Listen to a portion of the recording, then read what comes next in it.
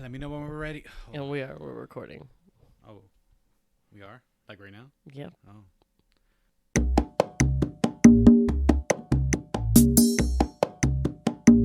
As Far as Anyone Knows is a mostly Latino history podcast where each week your hosts, Minerva Angeles And Fredo B. take turns sharing some Latino history, Bad jokes. and ancestral love.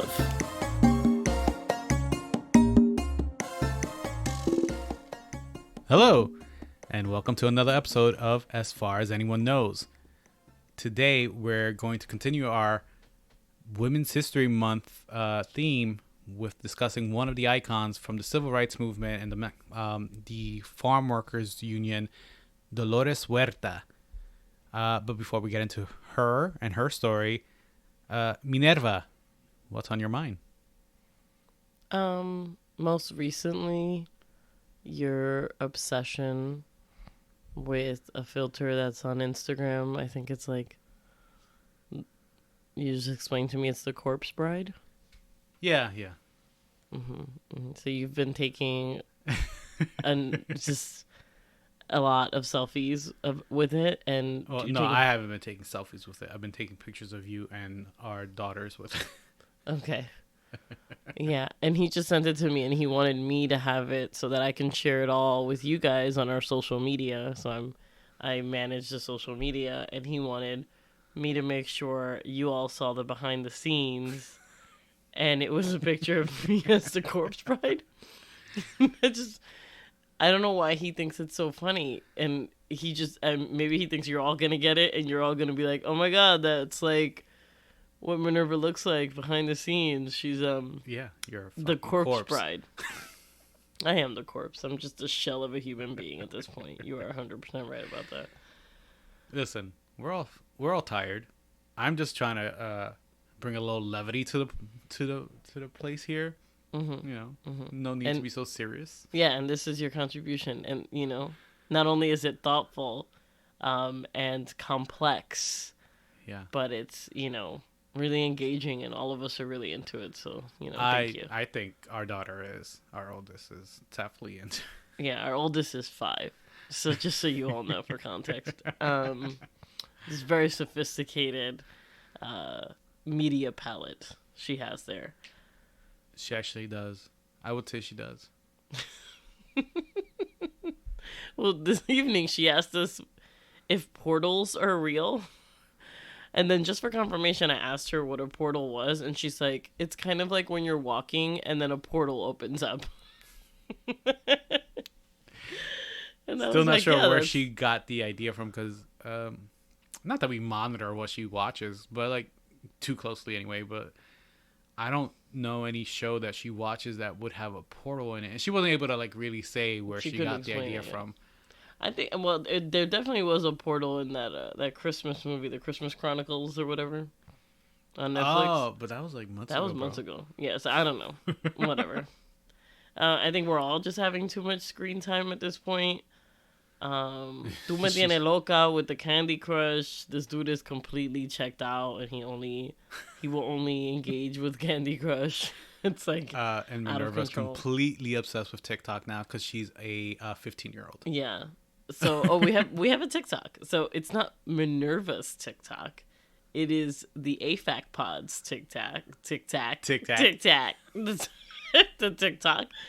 And it's our TikTok. It's for this podcast, and I have already done 2 TikToks, and I plan on doing many more. I just have to get like more comfortable with it, but yeah, I think it's really fun. TikToks so by getting comfortable with it, it's just like countless hours before bed, just scrolling through each and every That's person. called research. Oh, okay. I'm learning how to use the platform, how others use the platform, how how to increase engagement. So yeah, that's called research. Okay. Well, for the record, I'm not playing Candy Crush. What is this, 2010? No, I am playing Homescapes, which is kind of like Candy Crush, but it has an added bonus of, so like you're this guy who is renovating your old home, and in order to get like more money to renovate the house, you have to play Candy Crush. I'm really invested in the storyline, so Maybe. I just so we're clear, this is Candy Crush. no, it's called Homescapes. But you're playing Candy Crush. It's Candy Crush like in that there are objects that you have to like move to pair, 3 or more of them to clear a certain level. But it is not Candy Crush. That is a separate game. Mm-hmm. I think I'm overall more comfortable with just telling everybody that this is Candy Crush, as it's clearly the same. How is it even legal for them to come up with this? Because they added on a stupid story? Yeah. Totally more engaging. Okay. And I don't have to like bother my friends on Facebook for more like lives or whatever. What was it that we used to ask? I used to play it, but I never bothered I tried not to bother other people. You're a liar. I would just go back and go the next day. Why do you lie? I don't know how to tell you. You're gonna come on this nationally syndicated podcast with dozens and dozens of listeners, and you're gonna lie about the fact that you weren't like begging people for lives or whatever, keys. I don't even remember what it was anymore. You were doing that, bro. I mean, if it makes you feel better, I can just admit to that, because I don't lose anything by having to tell you that. But like, I don't think that I think if I didn't have enough lives or whatever, most of the time, I just played later. I'm not a video game person. Okay, first of all, that's not a video game. Hey, it's a video game. Candy Crush is a video game. So Candy Crush is not I don't think Candy Crush is a video game. I wouldn't call it a video game. It is a video game. It's a video game that you play on your phone. It's an app. It's a video game app. Agree to disagree. I'm going to move on. This is not interesting for anybody. I will argue the last 7 minutes have not been interesting to anybody. Well, you know what? I think some people find value in what we just discussed. Whatever. Fine. We're just going to get into it. Yeah. All right. So today, Minerva, I'm going to be talking about Dolores Huerta. And I'm going to be honest. This is somebody who, while I came to know of her as an adult, again, in college, or maybe late high school, but definitely she wasn't somebody that I grew up knowing. I've heard of Cesar Chavez, but even he was somebody that we don't really go in depth about what it was that he actually did or anything of that. At least in my schools, and let me know if you had a different experience or relation to to Dolores Huerta or Cesar Chavez. No, they were just sort of like in the peripherals. I don't think I really ever learned about Dolores Huerta till after, like, grade school stuff. I think there were like Cesar Chavez books that we would read, but they weren't like the center of social studies, or that's what they call history here, through like middle school. Yeah. And then that was it. They don't really kind of get into that too much. No. And it's always like a footnote or like touched upon as of, when they're talking about like the civil rights movement, which again, they don't even really expand on either, right? They kind of like Martin Luther King, Malcolm X. Okay, that's what you need to know in terms of equity, fight for equity in the United States. Yeah, so it wasn't until much later that I learned really what the full scope of the civil rights movement was of the like 60s and 70s, and really learning a little bit more about who Cesar Chavez was. And I mean, even then, like again, never really going too deep into who the Dolores Huerta was as a person. Um, so this was an interesting uh, person for me to do research on because, like, again, it's somebody who's in the periphery of American history for me anyway. I know for those listeners out west, you guys may be more familiar with her, and she may be more touched upon and talked about, um, but even then, maybe not. So this was an interesting person for me to research on because the ultimate question for me was like, well, why was she sort of sidelined, you know, in favor of other people? And I did get the answer. But before getting into that, so on April 10th, 1930, Dolores Clara Fernandez was born in Dawson, New Mexico, a small mining town in the mountains of New Mexico. Her father, Juan Fernandez, worked as a coal miner. Later, he joined the migrant labor force harvesting beets in Colorado, Nebraska, and Wyoming. He became a union activist and would later win a seat in the New Mexico legislature in 1938. By this point, though, Dolores' parents were divorced. Her mother, Alicia Chavez, moved Dolores and her two brothers to Stockton, California. She will spend all of her childhood and early adult life in this small agricultural community made up of Mexican, Filipino, African American, Japanese, and Chinese working families. Oh, sorry, folks. We're having a really fun evening tonight. The 5-year-old is woken up a couple times. You know, portal discussions and such. We have the dogs are taking turns at being really noisy and rambunctious. So, you know, we're having a grand old time. So, according to Dolores, her mother's independence and entrepreneurial spirit was one of the primary reasons she became a feminist.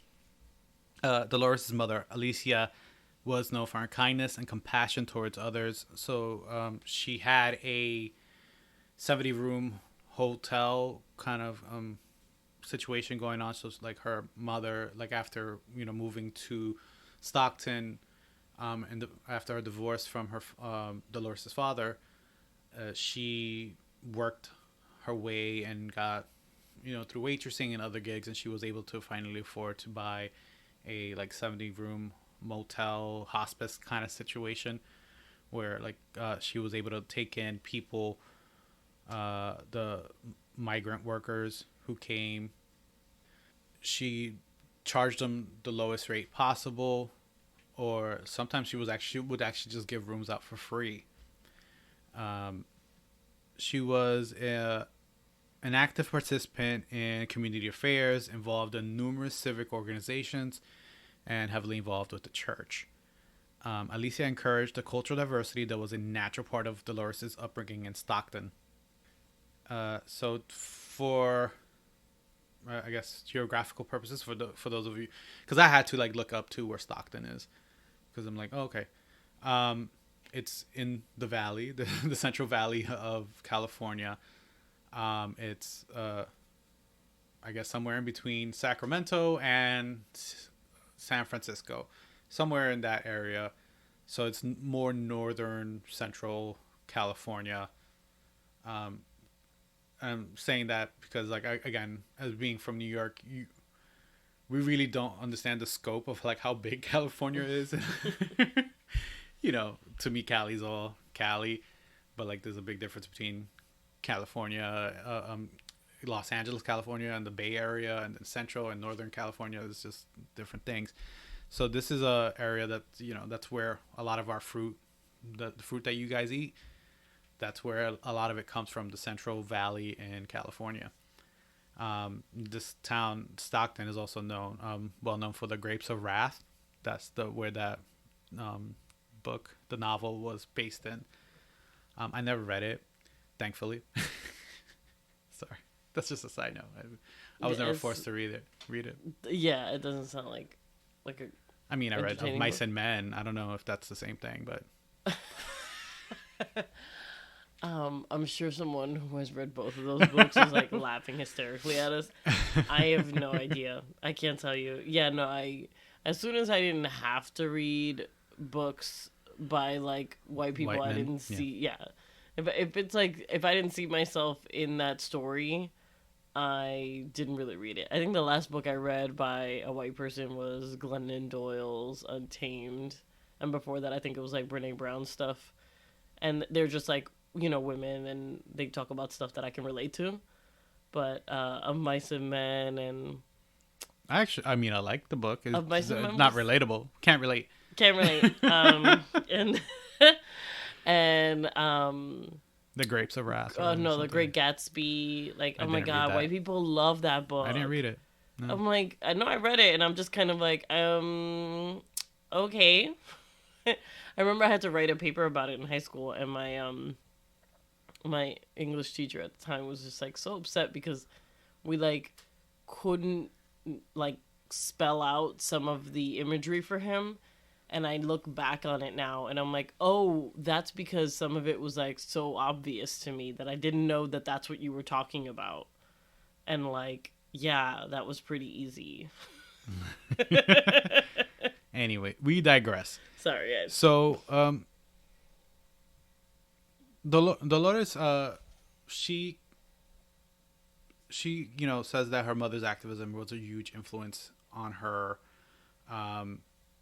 So that even as a student in high school, she was a part of like a lot of organizations. She seemed like one of these kids that was like heavily involved.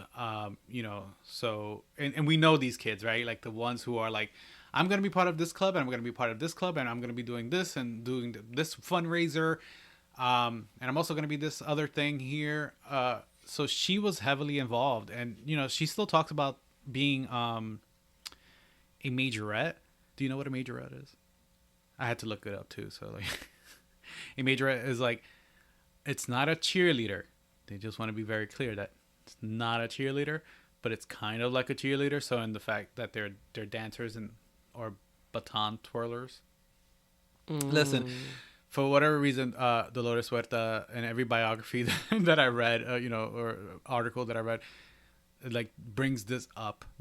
So she's very proud of the fact that she was a majorette and one of the few or first Latinas majorette in California. Because like, I think it's one of those things where like it's small little things like that where you don't really think about it, where you're breaking some sort of barrier, even if it's something as like maybe not as consequential or big, but it's still a thing that you were able to break through. Either way, all these years later, she's still talking about the fact that she was a majorette.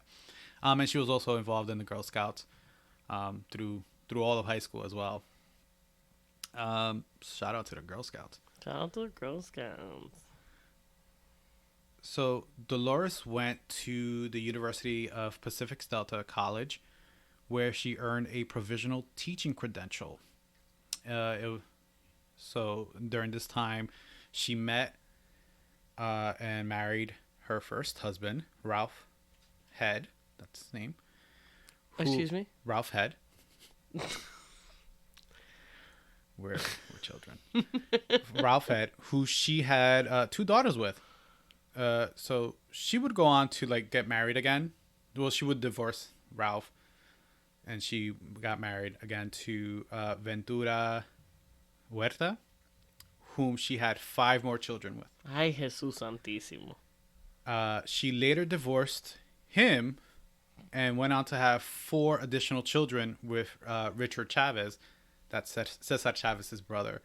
Ay, Virgen de Alta Gracia. So she had, ¿Cuántos muchachos she son? had a total of 11 children. Ay, ay, ay. And This is not a shame of anyone. No, Like, it's if you have 11 children, like, shout out to you and like your vientre and your whole situation, but ma'am. that's why I bring it up, because I'm like, and it's also it's something that was brought up as something held against her, right? Because the fact of the matter is, she had 11 kids and she was out here being a badass organizer, like getting these people together and doing nationwide boycott strikes and stuff like that with 11 children at home. Child, I just don't even, and just because I have been pregnant, it's the idea of being pregnant 11 times minimum, because we don't know if she's had any losses or anything like that. So she was pregnant. No, she had multiples. I don't know. Yeah, I didn't read into right. So like around 11 times she was pregnant. that. Yeah. You know what I mean? Like Jesus Santísimo. I just can't even. So Good for her. again, I didn't bring it up to like try to shame her or anything like that. It's more of a like, I want to bring this as a point because like people did try to shame her about it. Yeah. Yeah, people are awful. Yeah. They would have shamed her if she had no children, you know? No, it was not in the sense. Well, yes, they definitely would have, but not shaming her that she had too many kids. And the fact of like, well, what kind of woman goes out and does this kind of organizing work when you have children at home? Yeah, who's watching your kids? Who's watching your kids? Yeah. I want to be clear. I have 2 children, and you know I still deal with that guilt. So it's a thing. It's a thing. Anyway, after Dolores graduated, she became a teacher, but that career was short-lived due to the fact that the kids would come to her class hungry and without shoes sometimes, just ill-fitted clothes, just bad malnutrition circumstances that these kids would come into her class and they weren't really learning. So she believed she could do more by organizing farm workers than by trying to teach their hungry children. In 1955, at the age of 25, Dolores, along with Fred Ross, co-founded and organized the Stockton chapter of the Community Service Organization, an organization known as the CSO, an organization that at the time concentrated on organizing voter representation drives in Latino communities all across California. Her ability to deliver the organization's message in Spanish and English helped her gain notoriety because she was out there. She was doing the work, right? As she assumed responsibilities and stances that were traditionally held by white males, Dolores encountered criticism based on both gender and ethnic stereotypes. So again, it's just this thing.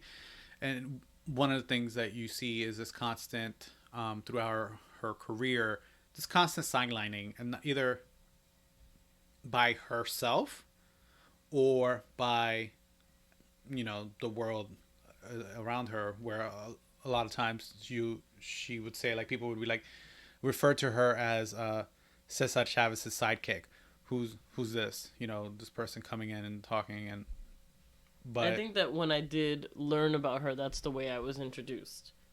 Like, she was like his number 2 or something. Mm-hmm. So, and then the fact that on top of that she's a Mexican American, there's all those stereotypes against them. It was an uphill battle for her to be taken seriously. But she was eventually introduced to Cesar Chavez. At the time, he was CSO's executive director.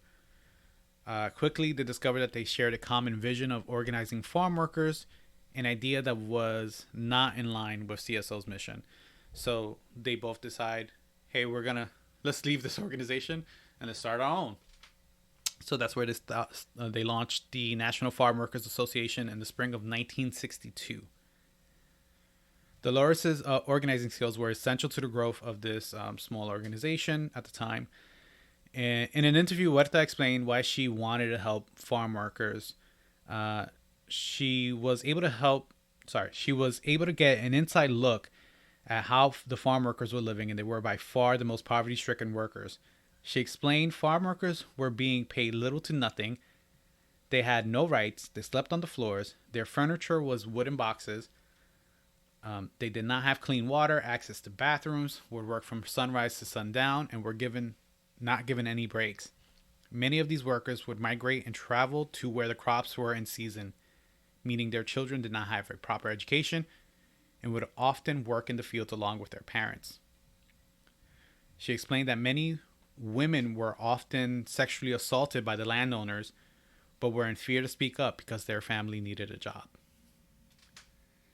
So, and this became the fact that it was a family affair, essentially, because you're talking about, like, you had mom, dad, kids, even multiple generations working in the field picking fruit, Dolores made sure that she took early on. She took a non-violent stance because since it was everybody, she made a pillar of the way that they were going to protest to take the non-violent approach. Her life and safety of those around her were in jeopardy on countless occasions. Landowners, whenever they would strike, or the landowners would call the cops would come and beat them. They would turn on hoses on them again. So it's familiar territory that we're all aware of. There would be threats to her life, her family's life, everybody. This is not something that we're not familiar with in terms of like what anybody who opposes being oppressed, right? You speak up, you're met with violence. But like she was very clear, since that it was a family affair, that we need to stick to as much possible for us not to be violent, because they'll only be more violent towards us. Yeah. So Dolores will go to Sacramento and lobby politicians for farm workers' rights. One of her first major wins was in securing the aid for dependent families and disability insurance for farm workers in the state of California in 1963. But it would be in 1965 that Dolores and the National Farm Workers Association would take center stage on a national level with the Delano grape strike. So Huerta helped organize the strike of 5,000 grape workers. It was the lead negotiator in the workers' contract that followed. So interesting in terms of like looking up for the Delano grape strike. It wasn't really. So it was we think of it because Dolores and Cesar Chavez, the head of this organization, this union, they're Mexican Americans. We tend to think like, oh, all the farm workers are Mexican, right? Or from that Latino. About 2,000 of the farm workers, of the 5,000 farm workers that were on strike, 2,000 of them were Filipino. Wow. Yeah. I did not know that. Yeah. And there was actually one of the Filipino leaders of the movement that approached Cesar and Huerta to help them with this, to organize, because they were having difficulty organizing. So they were the ones that went to them and asked for their help. Yeah, I didn't know that. That's cool. So, again, Huerta noted the conditions of the farm workers were terrible. So at the time, they were being paid about 70 cents an hour. And again, no toilets, no access to clean water. Just terrible living conditions. So their dormitories were basically shanty towns where they would live like a little bit off the actual farm. The strike lasted a total of 5 years, and it went through a number of phases. From the outset, the already poor farm workers faced opposition from law enforcement and cruel attempts at sabotage by growers. Some reported that farmers shut off the water supply to their meager dormitories. After 3 years, frustration grew, and workers increasingly spoke of violence. So this prompted Dolores' partner, Cesar Chavez, to go on a hunger strike, emulating his hero, Mahatma Gandhi. And this was effective because he did gain notoriety with it. Like, he got the attention of the likes of Robert F. Kennedy, Martin Luther King. So major players in the civil rights movement were paying attention to him now. So while he was on a hunger strike, Dolores organized a nationwide boycott of table grapes. So individual households stopped buying grapes, and union workers in California dockyards let non-union grapes rot in ports rather than load them. I found that funny, where just because like the contrast, like you hear Cesar Chavez like, I'm on a hunger strike, and Dolores used to be like, cool, so I'm gonna go organize a boycott, a nationwide boycott of grapes. Yeah, that seemed That was a good idea on her part. Good for her. No, listen, good for both of them. But I think one of those is a little more maybe effective. Like, that one's more to the point. Like, hit him where it hurts, And I do get it on the different levels, right? Because for Cesar, it's, like, I guess at that time he's doing the social media, right? So how do we get attention for doing this? Like, how do we call, people out and make sure everybody knows what's going on through some kind of dramatic TikTok? And then she's like, okay, cool. So how can you help? And that's like the link in bio. Be sure to like and subscribe. Right. No, and then the link in bio is where you can go and figure out who you're going to boycott, how, and all that. That's pretty cool. Yeah. So eventually, the growers, the landowners, they gave in because they couldn't sustain it, right? Like they were losing money.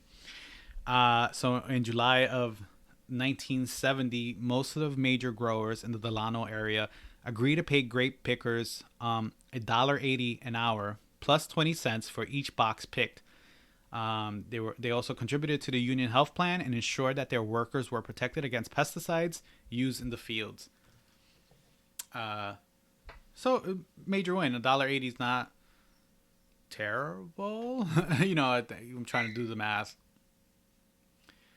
I was trying to do the math because like when I started working, minimum wage was like $5.25 or something like that. Yeah. So $1.80 in 1970. Okay, that's a little bit comparable, I would assume, to like what minimum wage was. It was $1 in 1967, $1.15 in February of 68. In February of 69, it was $1.45. And in 71, it was $1.60. Oh, so it was above a minimum wage then. That's actually really great. Yeah. Okay. I mean, that's a federal minimum wage. Yeah, federal minimum wage, but like I don't know what California. Yeah. So, $1.80 was a little bit above minimum wage, which is not bad. It's a major win for the farm workers. Of course, today there's still advocacy work needed on that end because they're depending on the farm and they might not get paid as much. I heard stories of people just getting paid by the crate that they pick. They don't get paid an hourly wage. They get paid by the crate. Yeah, and I wonder the legality behind that because they certainly figure out weird ways to make things legal. Like it's like legal to pay restaurant workers like $2 an hour or something ridiculous like that because the G is that they're getting tips. Yeah. I'm not really sure. But throughout the 1970s and 80s, Huerta worked as a lobbyist to improve workers' legislative representation. At age 58, Dolores suffered a life-threatening assault while protesting against the policies of then-presidential candidate George Bush in San Francisco. A baton-wielding officer broke 4 ribs and shattered her spleen. Public outrage resulted in the San Francisco Police Department changing its policies regarding crowd control and police discipline. Dolores was awarded an out-of-court settlement for that, which this led to her taking some time off, or at least away from the Farm Workers Union. She stepped down, but that didn't stop her from being an activist. That didn't stop her from being an activist on the women's front. So during the 1990s and the 2000s, she traveled the country, doing speaking engagements, talking about women's rights. Okay. And just, really great evening full of other things dogs keep doing. If anyone knows any tips or tricks to keep a dog out of your hair for an hour, let us know. So during the 1990s and 2000s, she worked to elect more Latinos and women in political office and has championed women's issues. She was part of a campaign that was, I believe it was called 50-50.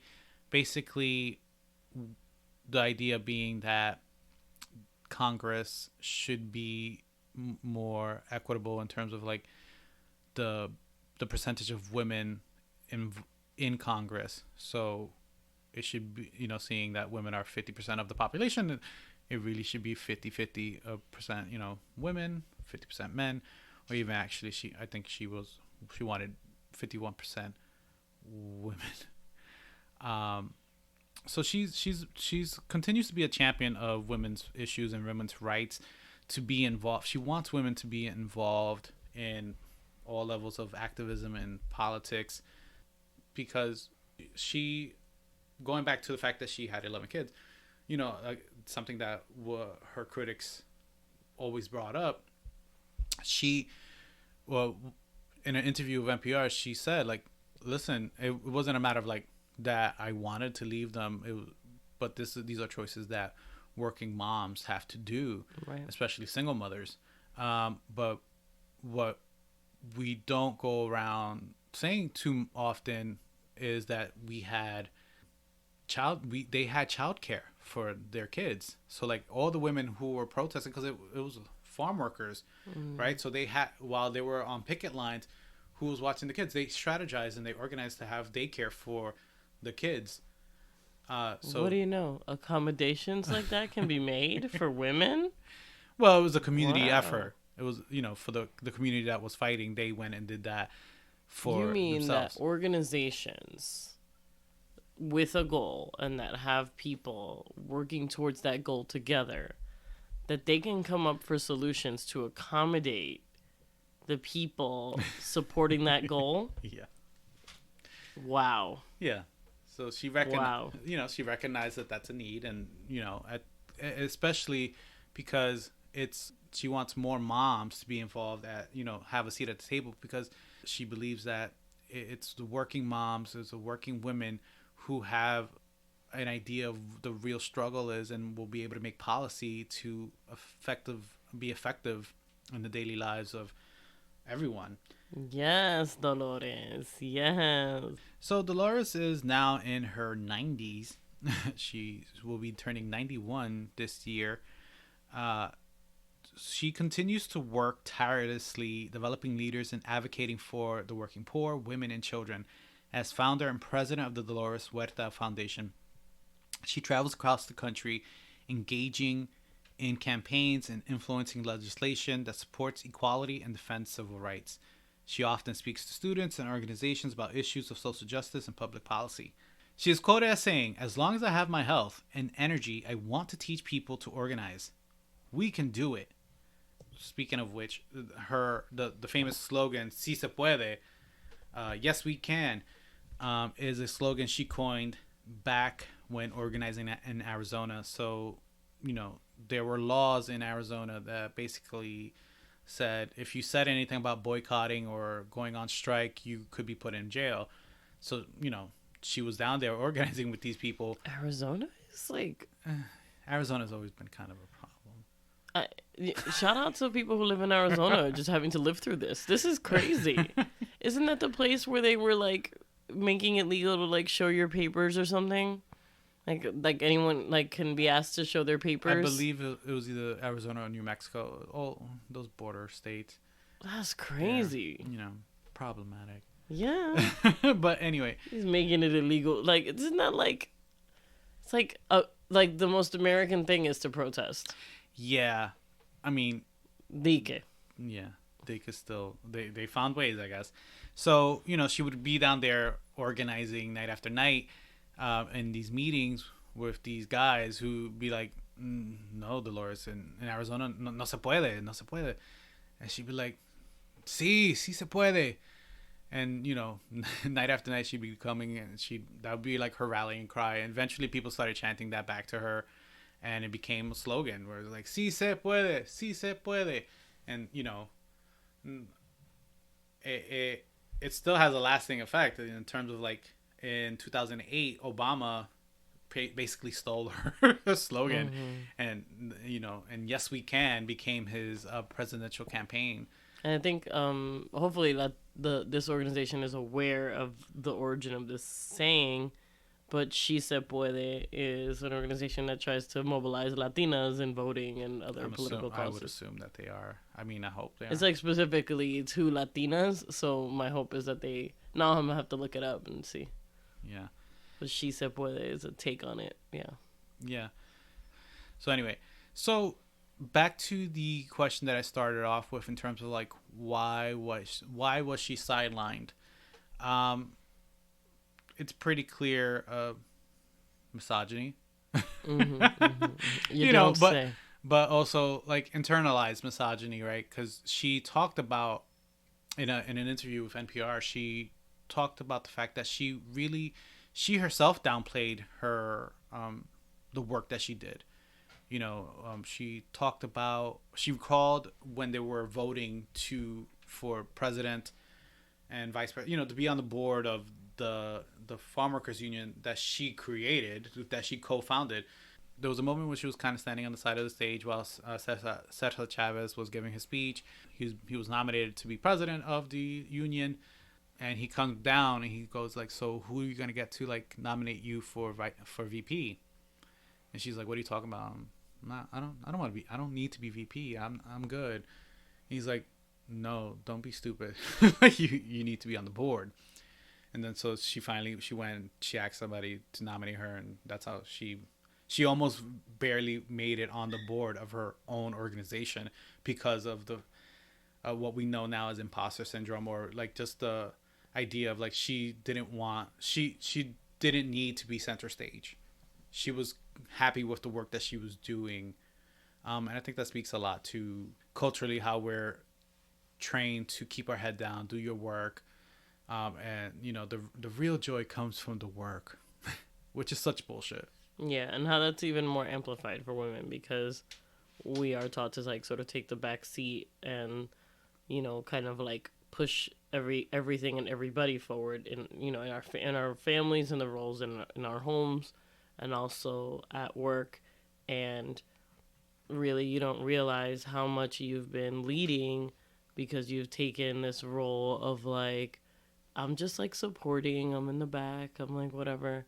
And you don't really realize that like you've been doing like CEO level stuff. Mm-hmm. So it's kind of, it can be a little just as I'm speaking for myself and going through the imposter syndrome situation, it can be a little like frustrating because sometimes you're just super like, what? I can do all these things, I've been overlooked. And then you can find moments where you've been doing it to yourself a little bit. Yeah. So there's a lot of work that we need to do. And I think it was great that Cesar Chavez in that moment had brought it up to her and made her see that in herself. But we should really be experiencing this on our own, and we shouldn't have to be told by someone else that we've earned the right to have a leadership role or whatever, or in any way take our power. So that's a really interesting like anecdote there, and I'm gonna remember that. I'm gonna try to remind myself of that when I'm going through that. I mean, I'm also as I go through it like every 20 minutes, so I'm gonna. I'm also curious in terms of like how they decided that. I mean, it's telling, right, that she wasn't even going to be on the board. I guess in that regard, because I was also wondering, I'm like, well, how the hell was it decided that Cesar would be the president? Like, it just went unspoken that he would be because, like, why, he's a man, or like because he has executive. I'm trying to figure it out. I'm like, what? Because he had executive. He already had an executive function with the previous organization, so I was like, oh well, yeah, his resume said executive on it, so like he might as well be president of this organization. I also think like when it's large organizations like that, CEOs are usually the face of the company, and then the people doing the work are usually like the other titles. Yeah, I mean, I guess, but again, I guess I was just wondering, like, well, what made him be the the president of this organization, and her, it was, I guess, by default, like you would play second fiddle, like, oh, you're the VP, I'm the president, you're VP. How did that come about? And I guess in that anecdote that she told herself about like not even thinking about being on the board, right? Like, so it was just a matter of like, why would she even think that she would be the president of it? So again, it goes back to a little bit of that self-sabotage the inner saboteur of not thinking you're good enough for it, so therefore let him lead. But like, it was clear that she was doing a lot of the, not to take away from Cesar, obviously, but like that she was doing a lot of the work, a lot of the hard work, because like everything that I was reading, she was very charismatic. She was the one going out there and like really rallying people and getting people amped up to do these and organizing groups of people. I guess he was, to your point, he was the face, right? He was out there doing the hunger strikes. I don't know. And again, I'm not trying to, sorry to my West Coast people, I'm not trying to downplay what Cesar Chavez did. No, he did great work. You have to be able, to have that kind of confidence, and you have to be the cause yourself. And I think we know a lot about him, and we can probably do him one day. But he did amazing work, and this is Women's History Month. We're talking about Dolores Huerta right now. So if you're offended by that, I don't know what to tell you. You know what I'm saying? Yeah, Dolores Huerta. So for those of you who want to know more, there is a PBS documentary on her. It's not free, unfortunately. You would have to pay for it, but there's a lot of like great resources that we will put in the link, from her own foundation to other articles and things of that nature, that you'd be able to learn a little more information or go in more depth about who she was and what she did. So that's all for today. Thank you for listening and sticking around with us, even through our Candy Crush discussion. I don't even people probably don't even know. There's some people listening to this that don't know what Candy Crush is. And this is full circle, folks. All right, Thanks folks. Thanks for listening. Bye-bye now. Ha-home. See you soon. Follow us on social media. You can follow our podcast at AFACPod. That's at AFAAK Pod. Or follow our hosts, Minerva at It's Minerva Angel and at Fredo_B on Twitter.